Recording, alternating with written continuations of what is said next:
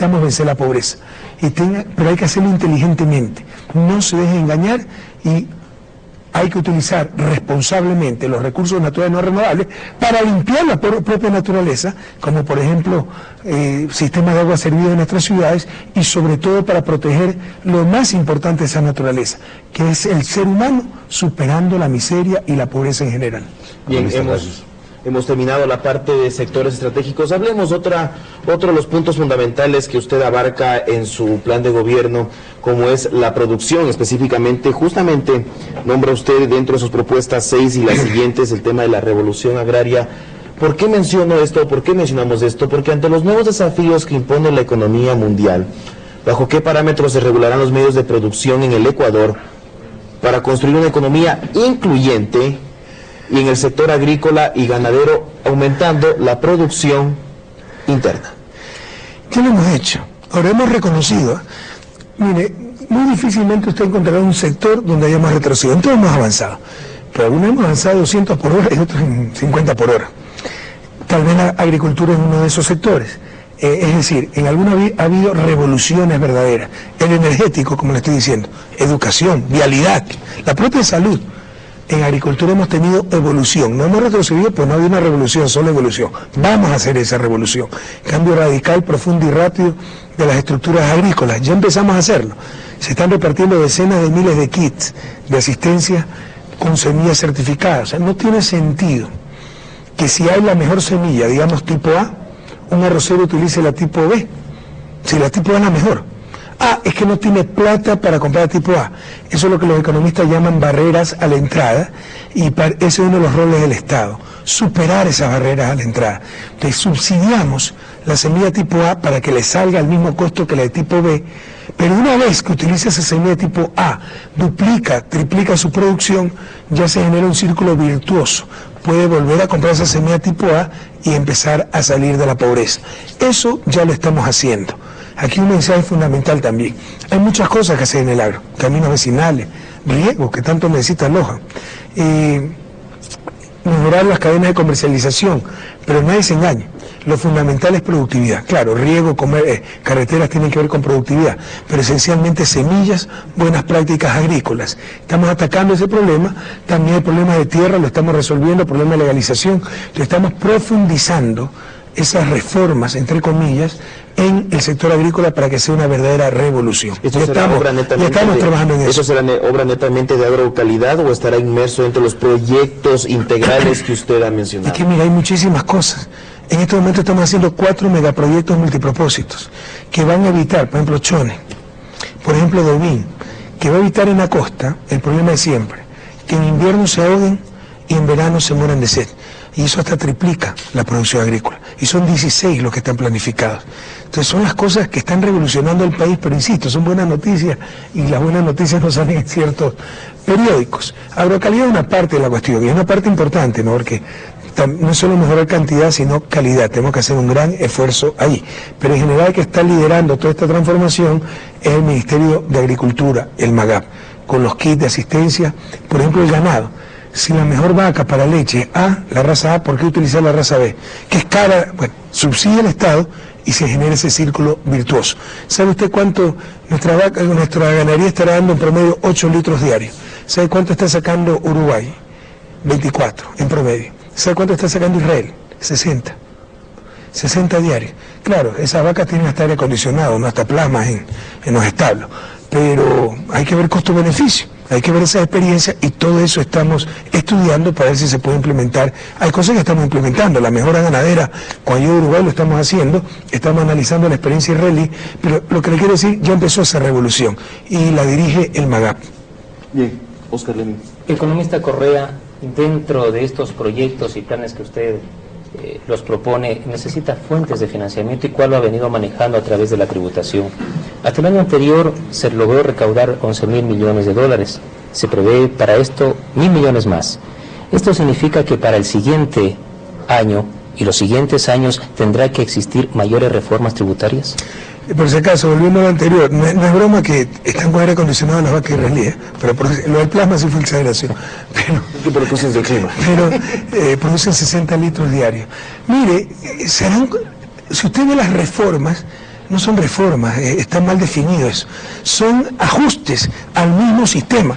Por ejemplo, de los bancos, lo que hemos hecho es quitar algunas exoneraciones que tenían indebidamente, porque yo tenía que darle 10% el impuesto a la renta a los bancos cuando reinvertían las utilidades.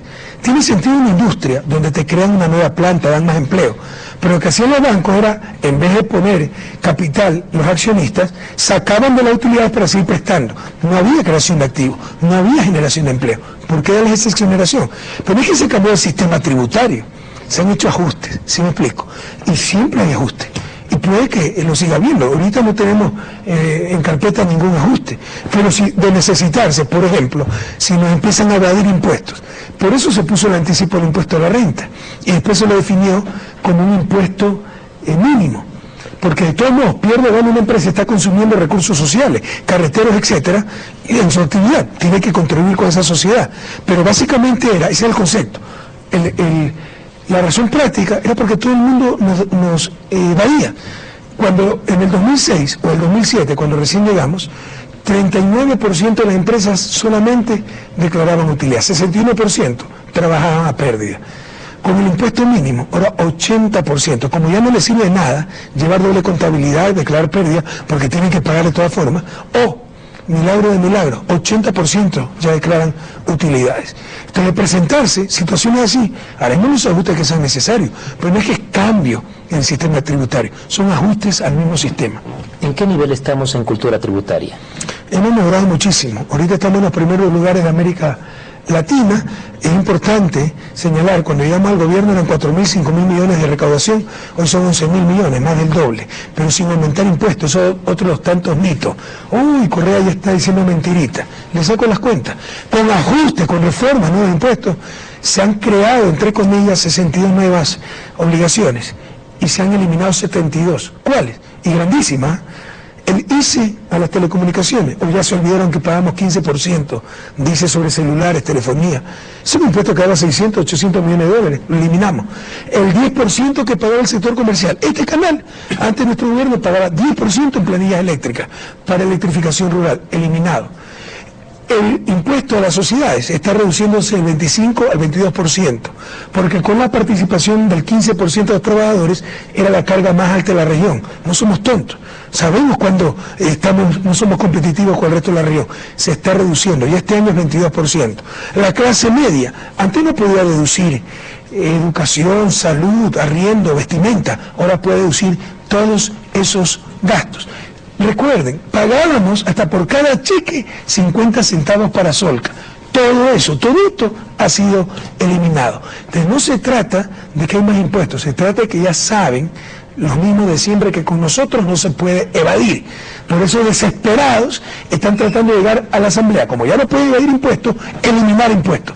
Y eso no lo podemos permitir, porque eliminar los impuestos para los ricos significa eliminar los servicios para los pobres, carretera, educación, libros, uniformes, medicina, hospitales, y eso no lo vamos a permitir.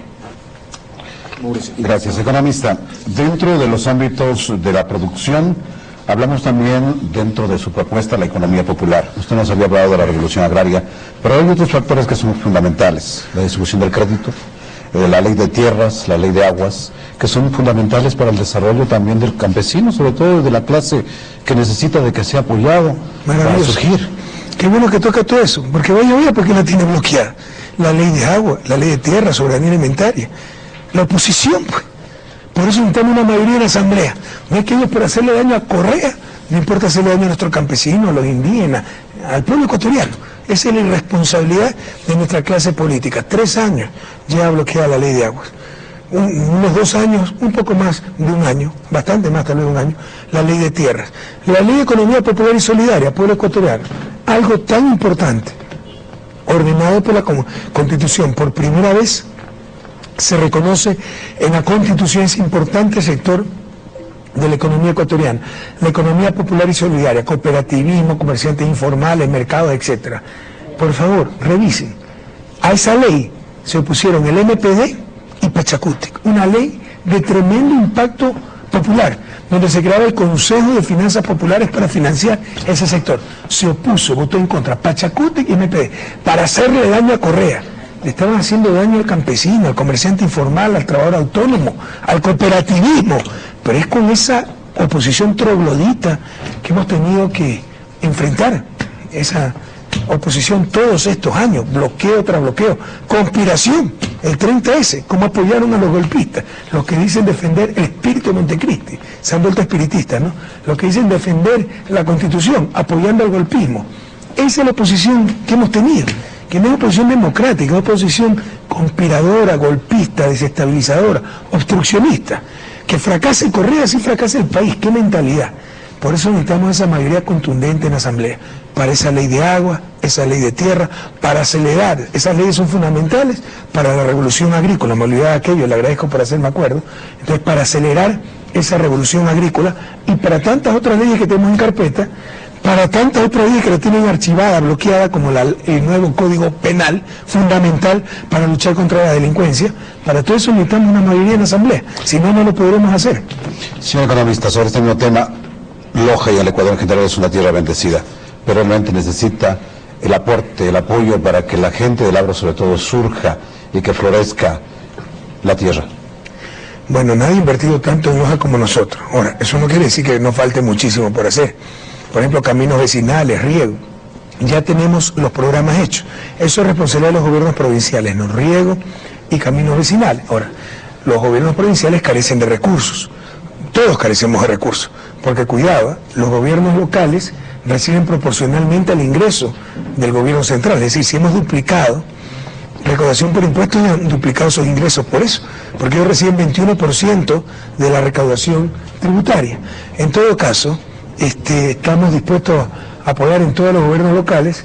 Por ejemplo, ya está, me parece, el plan de riego, Rubén, ¿no? Para Loja, ya algunos proyectos ya también de riego, en que vamos a financiar y apoyar al gobierno provincial de Loja, y también el programa de caminos vecinales, que no es responsabilidad del gobierno central, pero es tan importante que se ha hecho con el BEDE, el Banco del Estado, todo un proyecto en que nosotros nos presentan el proyecto y parece 50% pagamos nosotros y 50% los gobiernos provinciales. Ya hemos hecho anteriormente, se ha avanzado mucho en caminos vecinales, pero faltan decenas de miles de kilómetros. Por eso hemos relanzado este programa con muchos recursos, por lo menos creo que empieza con $100 millones, para satisfacer esta necesidad básicamente del agro, ¿no? Caminos vecinales. Economista, muchas gracias. Bien, otros de los dos temas bastante sensibles y que se encuentran dentro de su plan de gobierno, Rafael, son la justicia y la educación. Usted ya mencionó el proyecto de Código Penal Integral. En caso de ser reelecto, Rafael, ¿cómo seguir llevando a cabo la transformación o la revolución de la justicia para cumplir de forma plena el mandato del pueblo soberano expresado en la consulta popular del 2011, cómo seguir repotenciando en caso de tener un nuevo periodo? Como lo hemos hecho hasta ahora, apoyando totalmente al Consejo de la Judicatura, porque superemos mitos, la autonomía de las funciones.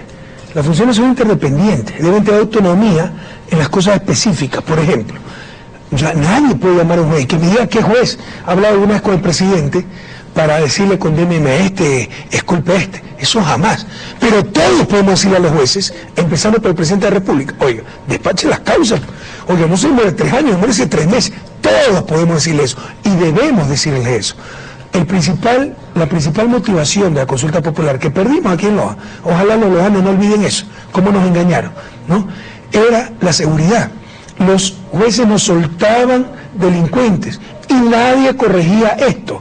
4.000 caducidades de prisión preventiva, prohibido olvidar Loja, 4.000 caducidades de prisión preventiva. ¿Qué era esto? Que si estaba 1 año preso, esa persona sin sentencia, por tratados internacionales, por la Constitución, tenía que dejárselo libre. Así sea violador, asesino múltiple. Y no me dejaron libre 4, 40, 400, 4.000, ¿saben lo que es eso? 95% en Guaya, corte social cristiana, porque eso era botín social cristiano. 6.000 medidas sustitutivas a la prisión preventiva. Eso fue algo muy bueno puesto por la Constitución del 2008. Porque un delito es que usted salga de esta entrevista, Dios no quiera, sin querer atropelle a alguien. Es un delito de tránsito. Tiene que ser juzgado, pero no tiene que estar preso por eso. Usted no es una persona peligrosa para la sociedad. Entonces se le puede dar la medida sustitutiva, preséntese cada 15 días. Pero deben haber 30, 300, dieron 6.000. dieron al que tenía 10 arrestos, al prontuariado, al acusado de asesinato y violación, que ya había pagado condenas. Entonces era una irresponsabilidad total.